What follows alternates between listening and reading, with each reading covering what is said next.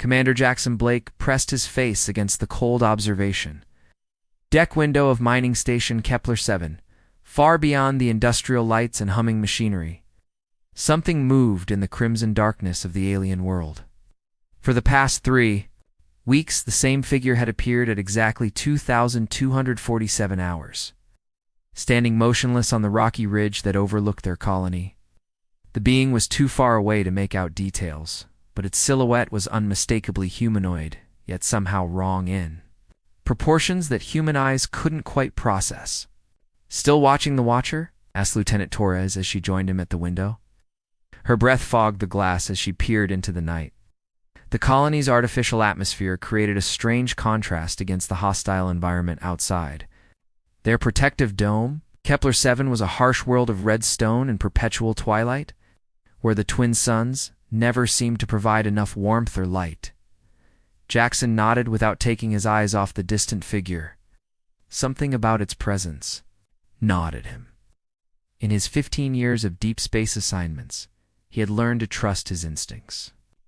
The being appeared every night like clockwork, observed them for exactly 47 minutes, then vanished into the maze of canyons that surrounded their mining operation. It never approached closer than 2 kilometers, never made any threatening gestures, yet its constant surveillance felt ominous. "Maybe it's just curious," Torres suggested, though her voice carried doubt. "We're probably the first humans it's ever seen." "Or maybe it's planning something," Jackson replied grimly. The mining colony housed 230 souls, all depending on him to keep them safe while they extracted the rare minerals that made this dangerous assignment worthwhile. The company had assured them that Kepler-7 showed no signs of intelligent life. But corporate surveys were often incomplete when profits were involved. The communication system crackled to life, interrupting his thoughts. Commander Blake to engineering. Bay 3 came the urgent voice of Chief Mechanic Rodriguez. "We've got another power surge in the main processor. Third one this week, and I can't find any mechanical cause." Jackson sighed and activated his CUM unit.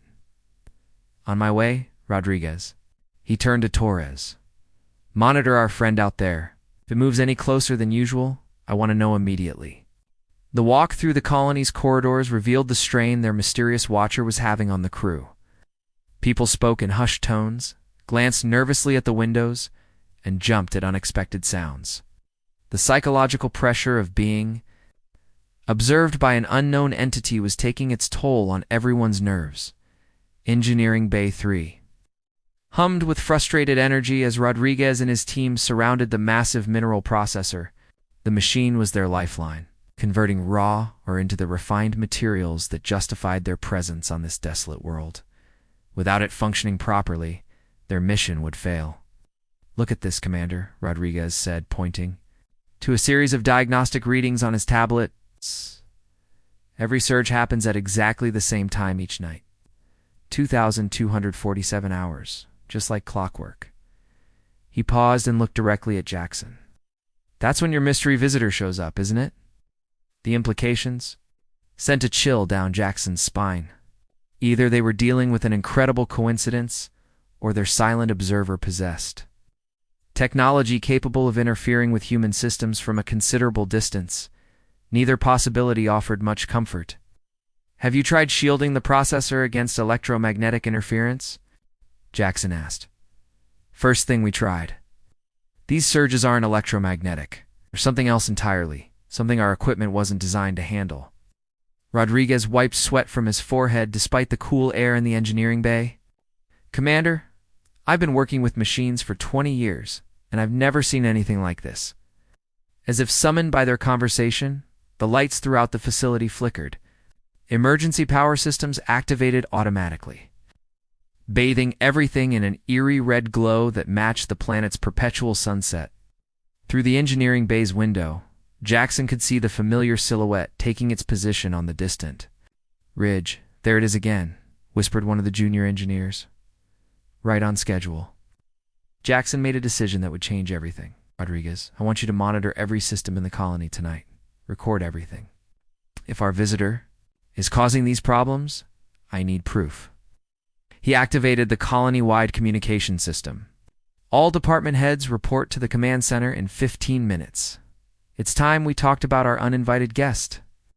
The figure on the ridge remained perfectly still, as if aware that tonight would be different. For 3 weeks it had maintained its vigil, gathering information about the human colony through means they couldn't understand. But Commander Jackson Blake was about to discover that some watchers eventually tire of watching from a distance, as the emergency lights continued to pulse throughout the colony, casting dancing shadows on the walls. The mysterious being on the ridge seemed to shimmer slightly in the red darkness. Tomorrow night, everything would change.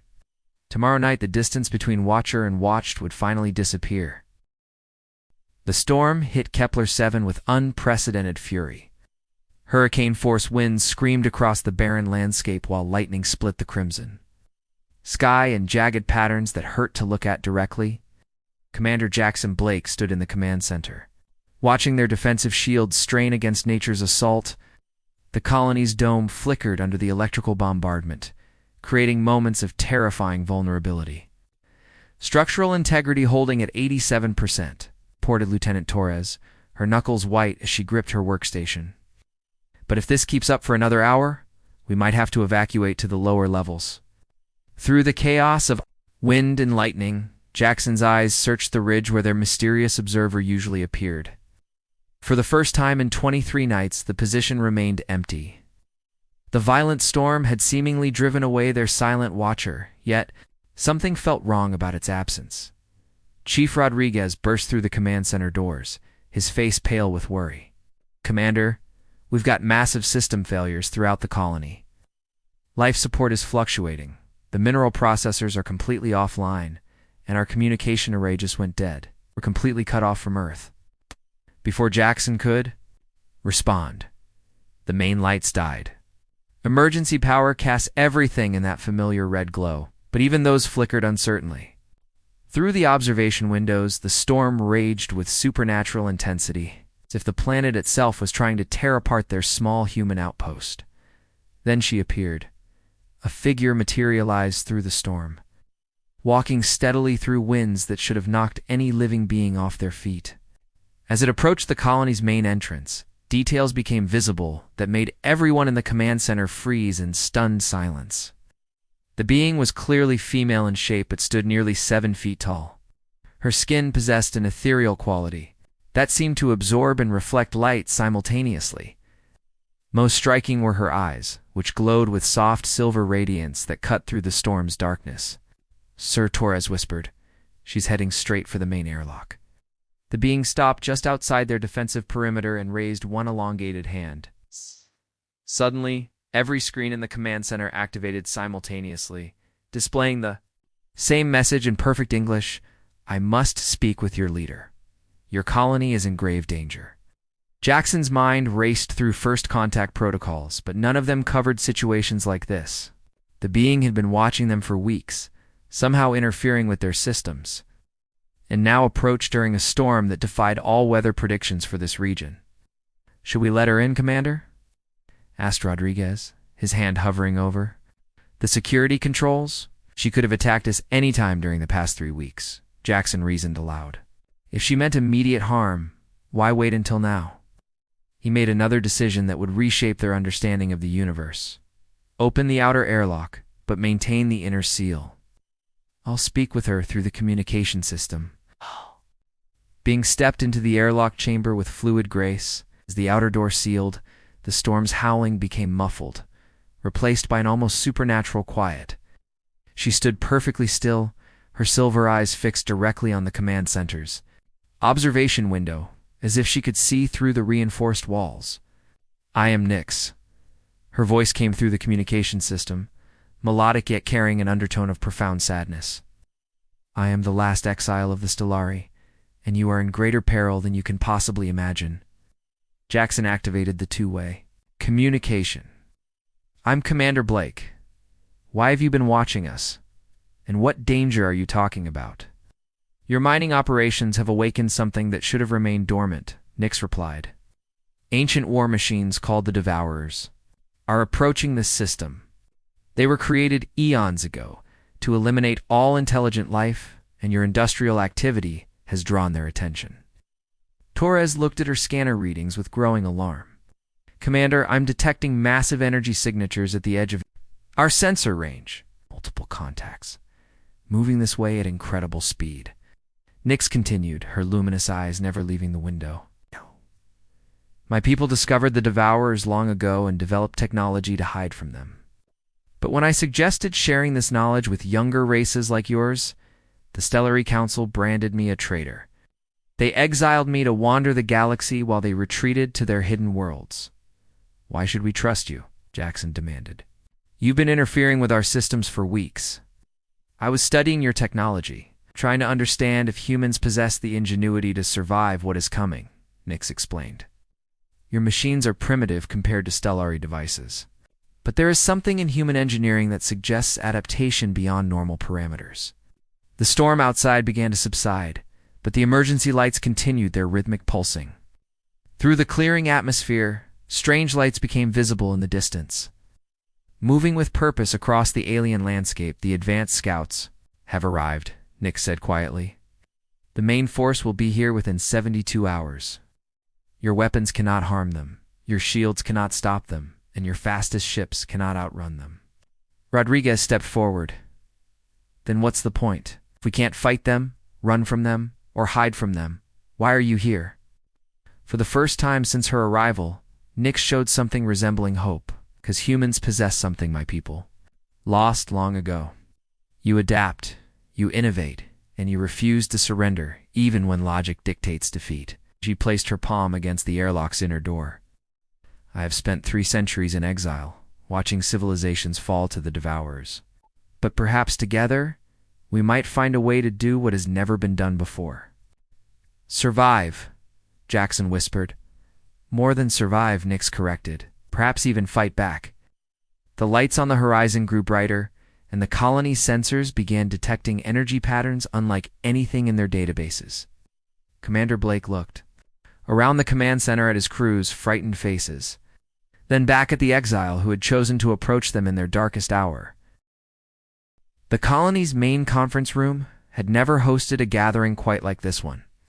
Commander Jackson Blake sat across from Nyx, the exiled Stellari, while his senior staff occupied chairs around the circular table. Despite the controlled environment, tension filled the air like static electricity before a storm. Nyx had removed her environmental suit, revealing features that were hauntingly beautiful yet undeniably alien. Her elongated limbs moved with liquid grace, and her silver eyes seemed to hold depths of knowledge accumulated over centuries of exile. When she spoke, her voice carried the weight of ancient wisdom mixed with profound regret. The Devourers were created during the final days of the predecessor civilization, she began, her gaze distant, as if seeing across vast spans of time. A race so advanced that they could reshape matter at the molecular level, bend space itself to their will, and create life from pure energy. Chief Rodriguez leaned forward, his engineering mind fascinated despite the circumstances. What happened to them? They made the mistake of believing they could control ultimate destruction, Nyx replied sadly. The Devourers were designed to be the perfect weapon against their enemies. Machines that could adapt to any defense, learn from any strategy, and pursue their targets across galactic distances without rest or mercy. Lieutenant Torres pulled up holographic displays showing the approaching energy signatures. Our sensors detect at least 12 large contacts, each one the size of a battleship. But their energy output suggests something far more powerful. Those are merely the scouts, Nyx revealed, causing everyone in the room to exchange worried glances. The main swarm contains thousands of units, each one capable of sterilizing an entire planet. When the predecessors realized what they had unleashed, they tried to destroy their creation. The war lasted for millennia and consumed entire galaxies. Jackson studied the tactical displays, his military mind working through impossible scenarios. How does a civilization fight machines that can adapt to any strategy? They don't, Nyx said simply. The predecessors eventually retreated to a pocket dimension, sealing themselves away from the universe they had inadvertently doomed. The Devourers went dormant, waiting for new intelligent life to emerge and trigger their hunting protocols. The room fell silent, except for the hum of life support systems Outside the conference room windows, the red landscape of Kepler-7 stretched endlessly toward horizons that would soon be crawling with ancient death machines. Dr. Elizabeth Harper, the colony's chief scientist, spoke up from her corner seat. You mentioned that your people developed technology to hide from these things. Why didn't you share it with other races? Nix's expression grew pained, as if the question touched old wounds. The Stellari achieved perfection through isolation. We convinced ourselves that other races were too primitive, too chaotic, too emotional to be trusted with advanced knowledge. When I argued that wisdom should be shared, not hoarded, they branded me a heretic.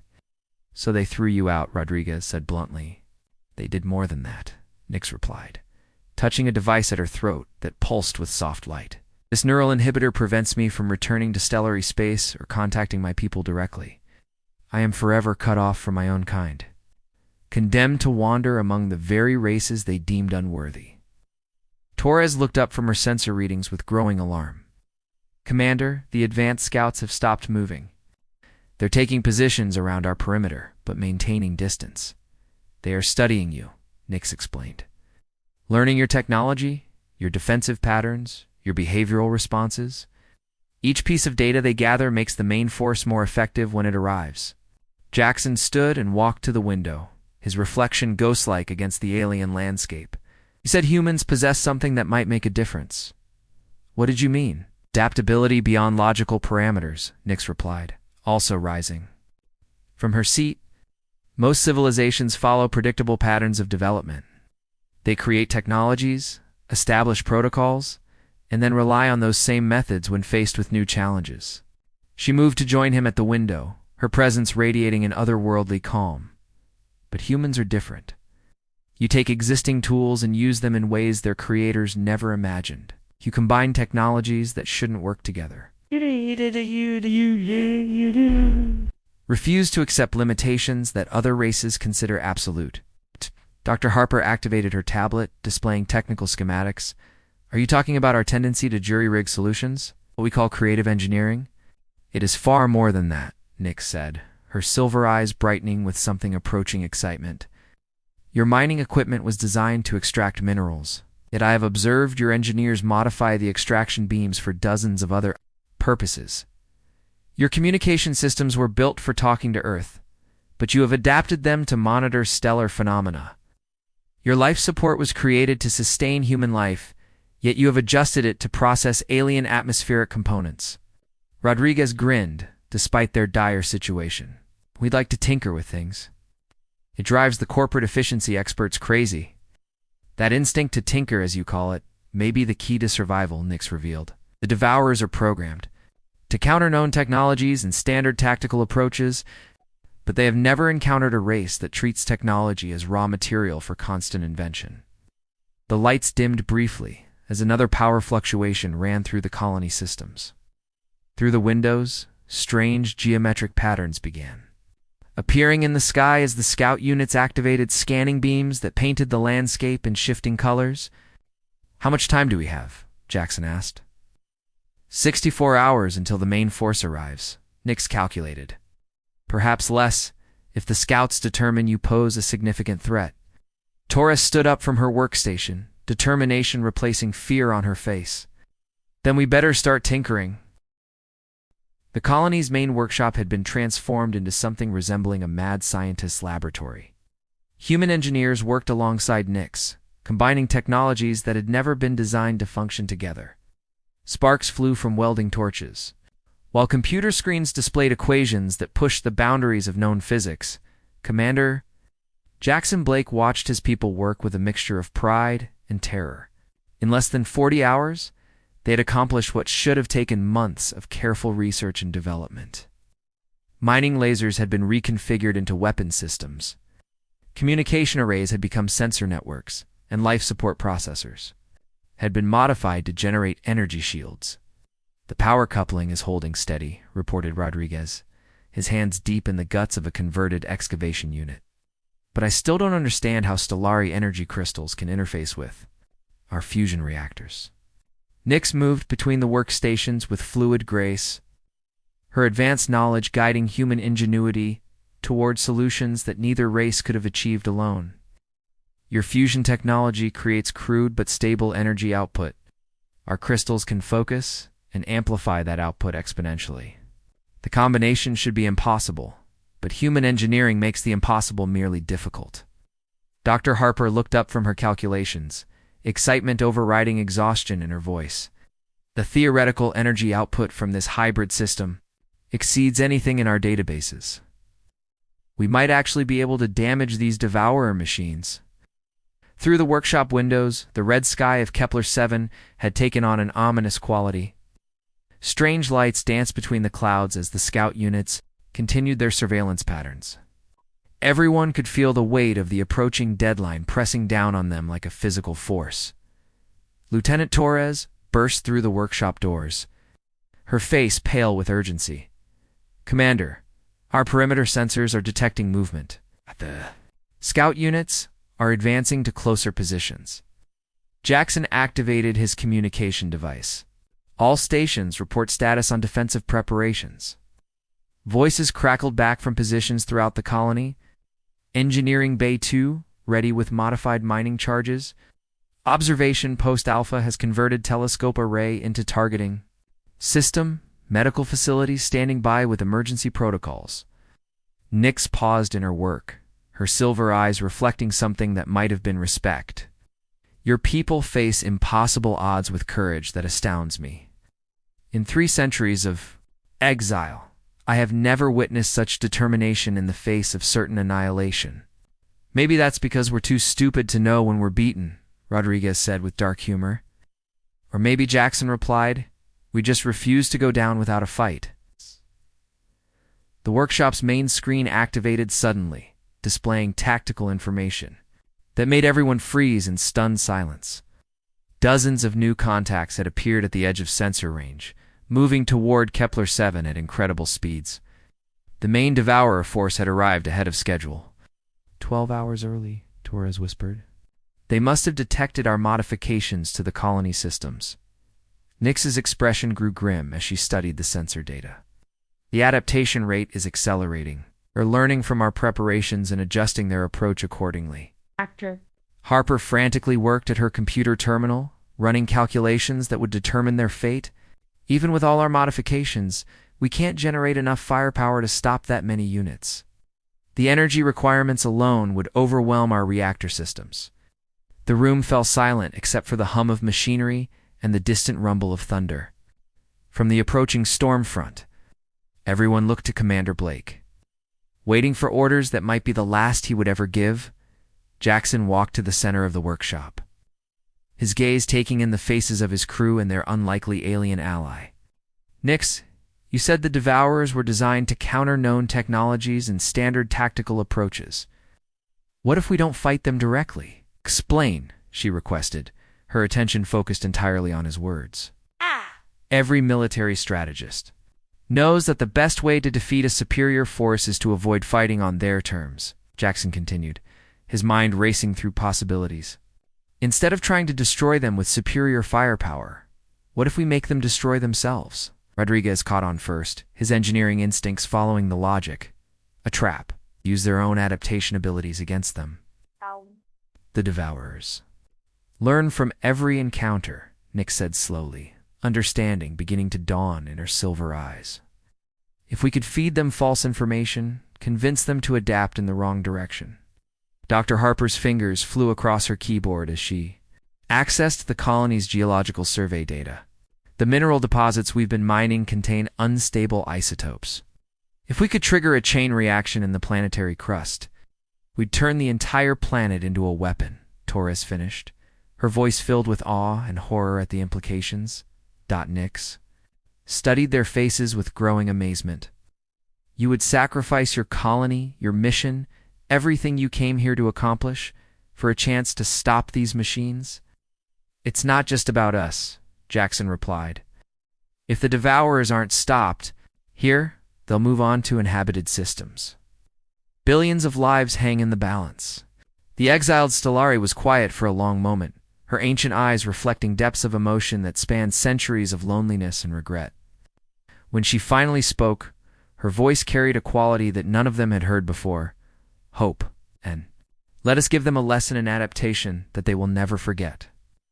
Outside the workshop windows, the first Devourer units began to appear on the horizon, their dark silhouettes moving against the red sky like harbingers of extinction. But inside, the converted laboratory. Human ingenuity and alien wisdom were about to forge a weapon that would challenge the very definition of impossible.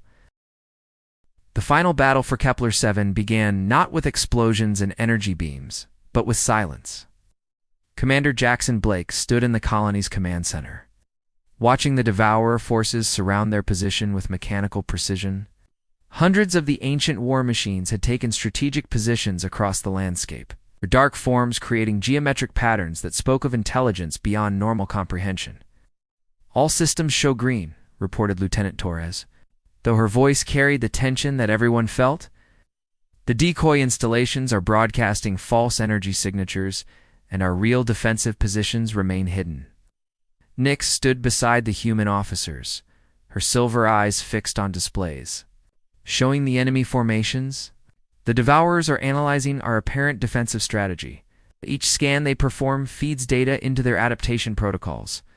Chief Rodriguez monitored the planetary geological sensors from his position at the engineering console. "The seismic charges are in position throughout the mineral extraction network. When we trigger the cascade reaction, it'll turn every mining tunnel into a conduit for planetary destabilization." The plan was elegantly simple in its impossibility. Rather than fighting the Devourers directly, they would allow the machines to adapt to their fake defensive systems while secretly preparing to turn Kepler-7 itself into a massive weapon. The unstable isotopes in the planet's crust, when triggered in sequence, would create a chain reaction that could consume the entire world. Dr. Harper worked at her station, making final calculations that would determine whether their desperate gambit had any chance of success. The energy release will be equivalent to several supernovas concentrated into planetary space. "Nothing within the system should survive, including us," Jackson said quietly. The main view screen activated suddenly, displaying an image that made everyone in the command center step backward in instinctive fear. A Devourer unit had approached to within visual range, and its appearance defied rational description. The machine seemed to shift between different configurations, adapting its form in real time as it scanned their defenses. Organic curves flowed into mechanical angles, while surfaces that appeared solid became transparent to reveal impossible internal structures. "It is beautiful in its horror," Nyx whispered. "The predecessors created something that transcends the boundaries between life and technology." The Devourer began to emit a signal that translated automatically through their communication systems. Resistance parameters analyzed, adaptation protocols engaged, elimination sequence commencing. Across the landscape, the assembled war machines began to move toward the colony with inexorable purpose. Their approach created harmonic resonances that made the very ground vibrate with alien frequencies. "They're taking the bait," Torres reported. "All units are converging on our decoy defensive positions." Jackson activated the colony-wide communication system. "It's all personnel to emergency positions. Prepare for final phase implementation." Rodriguez's hands hovered over the seismic control system. "Commander, once I trigger this sequence, there's no stopping it. Are you sure about this?" Before Jackson could respond, alarms began blaring throughout the command center. Dr. Harper looked up from her instruments with an expression of confused hope. "Something's wrong with the energy readings. The Devourer units are showing massive power fluctuations." On the view screen, the approaching war machines had begun to stutter in their movements. The smooth adaptation that had made them seem invincible was breaking down into erratic patterns that suggested internal conflicts. Nyx studied the readings with growing excitement. "They are experiencing cascade failures in their adaptation protocols. But how is this possible?" "Because they're trying to adapt to something that doesn't exist," Jackson realized. "Our decoy systems are generating contradictory data patterns. The Devourers are attempting to counter threats that change faster than their programming can process." The ancient machines had encountered something completely outside their experience. Human chaos applied with systematic precision. Every fake defensive system had been designed to present conflicting information. forcing the devourers to adapt and readapt in endless cycles that overloaded their processing capabilities. "Look at this," Dr. Harper called out, her voice filled with amazement. Cascade failures are spreading throughout their network. Each unit is trying to share adaptation data with the others, but the contradictory information is causing system-wide breakdowns. Through the command center windows, they could see devourer units beginning to collapse as their internal conflicts reached critical levels. Machines that had seemed invincible were destroying themselves, trying to adapt to threats that existed only in carefully crafted illusions. "We did it," Taurus whispered. "We actually did it." But Nyx was studying her own instruments with a different expression. "The immediate threat has passed, but there will be consequences. The Devourer network spans galaxies. When these units fail to report, others will come to investigate." Jackson looked at the exiled Stellari with understanding dawning in his eyes. "That's why you really came here, isn't it? You weren't just trying to save one human colony? You were looking for proof that someone could fight these things and win." "For 3 centuries, I have carried the guilt of my people's cowardice," Nyx admitted. "We had the power to help younger races, but we chose isolation over responsibility.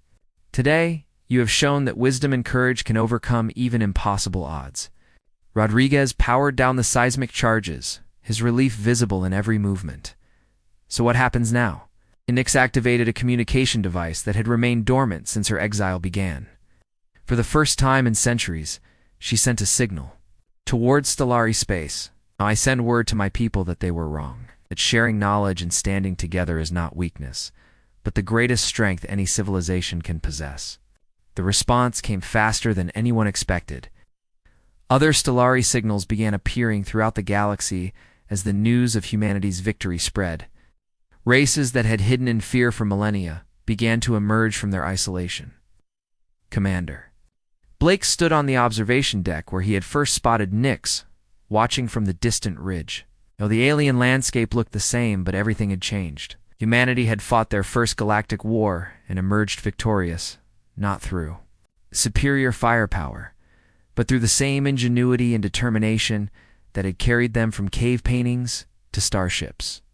"The universe is about to become a much more interesting place," Nyx said, joining him at the window.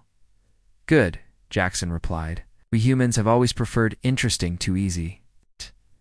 In the distance, the first Stellari ships were beginning to appear. In Kepler-7's sky, no longer hiding from an ancient threat that had finally been defeated, the age of isolation was ending, and the era of galactic cooperation was about to begin. All because a lonely exile had chosen to trust in the impossible courage of the human spirit. The Watchers from beyond had become allies, and the stars themselves would never be the same.